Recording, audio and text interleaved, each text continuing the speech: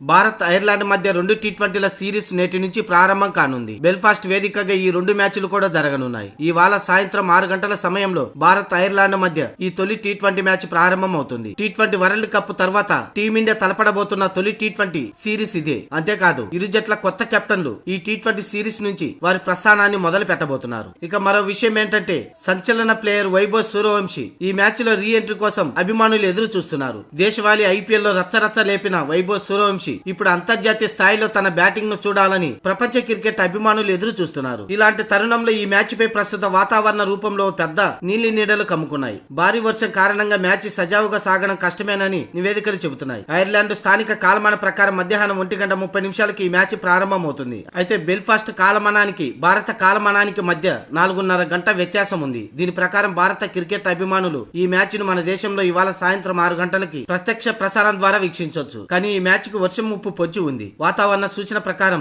Belfast లో రోజంతా ఆకాశం పూర్తిగా నల్లటి మబ్బులతో మేఘామృతమై ఉంటుంది. ఉరుములు మెరుపులతో కూడిన బలమైన తుఫాను గాలులు వస్తాయని వాతావరణ శాఖ హెచ్చరించింది. స్థానిక కాలమాన ప్రకారం మ్యాచ్ ప్రారంభమయ్యే సమయంలో వర్షం పడే అవకాశం దాదాపు 35% ఉన్నట్లు వాతావరణ శాఖ పేర్కొంది. ఇక సాయంత్రం 4 గంటల తర్వాత వాతావరణం కాస్త అనుకూలించే ఛాన్స్ ఉందని నిపుణులు చెబుతున్నారు. దీనివల్ల మ్యాచ్ పూర్తిగా రద్దు కాకపోయినా ఓవర్లను తగ్గించైనా సరే మ్యాచ్ ను ఆడించే అవకాశాలు కనిపిస్తున్నాయి. మొత్తానికైతే వైభవ్ ఈ మ్యాచ్ ద్వారా రీ ఎంట్రీ ఇస్తే చూడాలని ఎదురు చూస్తున్న అభిమానులకి ఎట్టి పరిస్థితుల్లోనూ వర్షం పడవద్దని కోరుకుంటున్నారు.